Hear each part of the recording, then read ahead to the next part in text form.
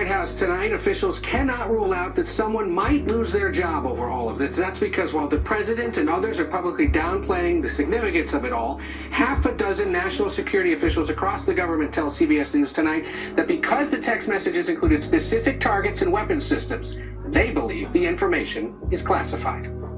After initially withholding what he considered to be information too sensitive for publication, Atlantic Magazine editor-in-chief Jeffrey Goldberg today shared it anyway. Why did you publish what you published? Because on Tuesday, the President of the United States said there's nothing classified or sensitive in the emails, in the texts. I think people should see for themselves.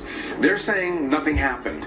I'm saying that this represents a serious breach in national security and communications. That's what journalism is for.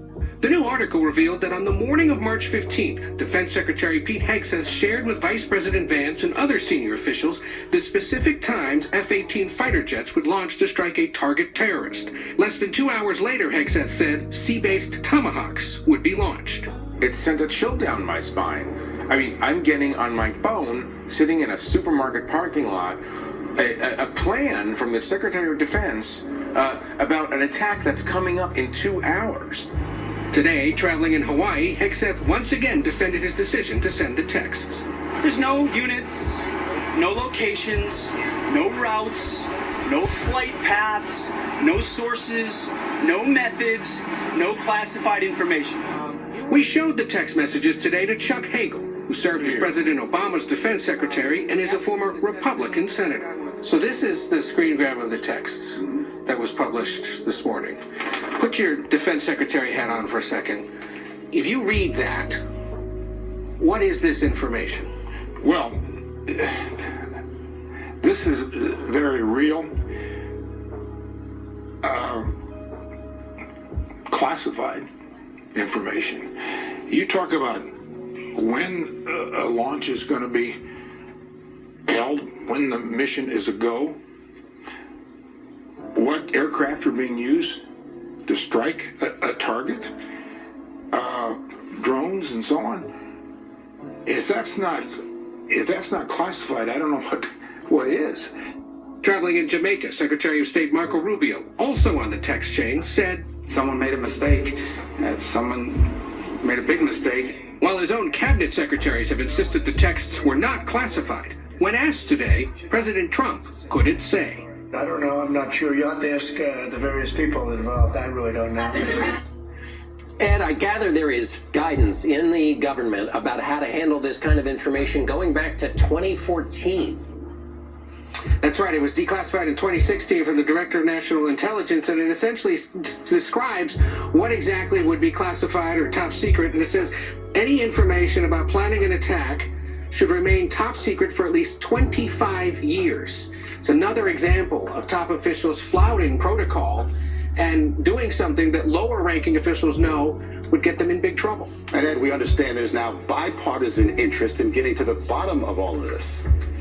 That's right. The Republican and Democratic heads of the Senate Armed Services Committee today said they're calling for an expedited investigation by the Pentagon's Inspector General. They want a classified briefing from someone in the Trump administration about all of this.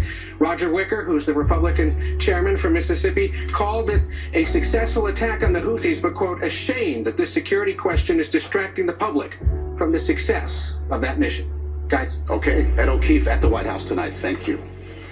So what exactly does classified mean? We checked the Justice Department website and found the law defines classified as any information or material that has been determined by the government to require protection against unauthorized disclosure for reasons of national security.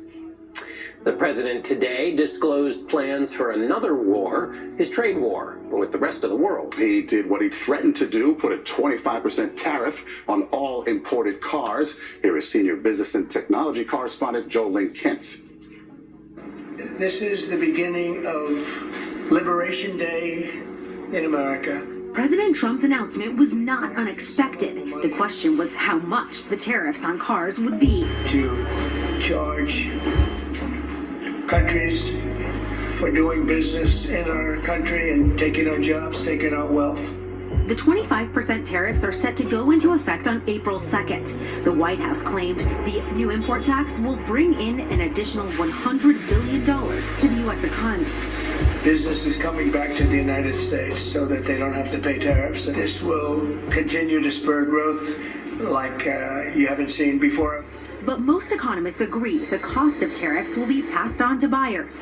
Jessica Caldwell is an analyst with Edmunds. And I think anybody that is having to repair their vehicle or just service their vehicle are going to experience higher costs as well. And probably insurance. You think you get into one accident, that's a lot of parts. Those are all going to be affected by the tariff. According to Cox Automotive, the average car could cost $6,000 more if built in Canada or Mexico. A lot of the vehicles are final assembled in the United States, but gets engines, transmissions from Mexico and Canada. So it all gets to be, even if it's assembled here, those are big, expensive parts that are needing to come here. The president says his goal is to bring more car manufacturing to the U.S., and Trump pointed to Honda's reported plans to build a new plant in Indiana to avoid these tariffs, but that is not expected until 2028.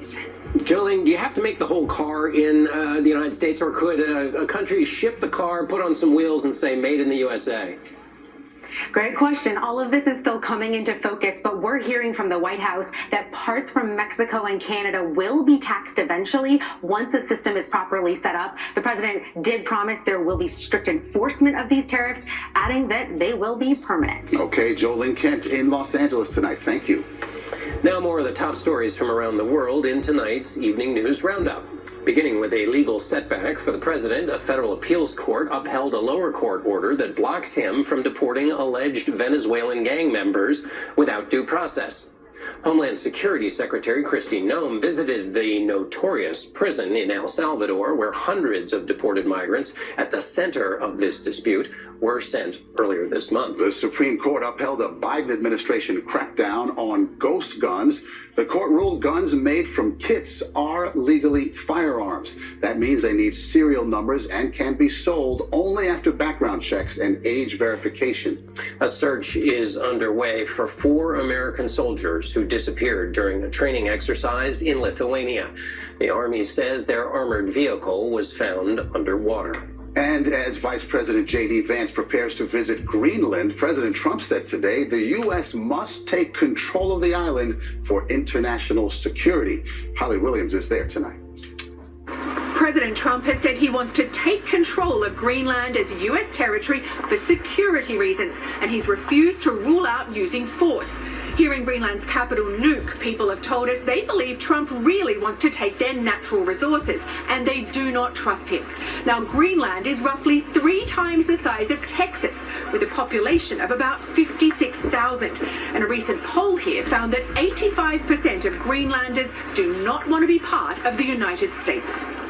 Holly Williams in Greenland tonight. Still ahead on the CBS Evening News, Rob Marciano.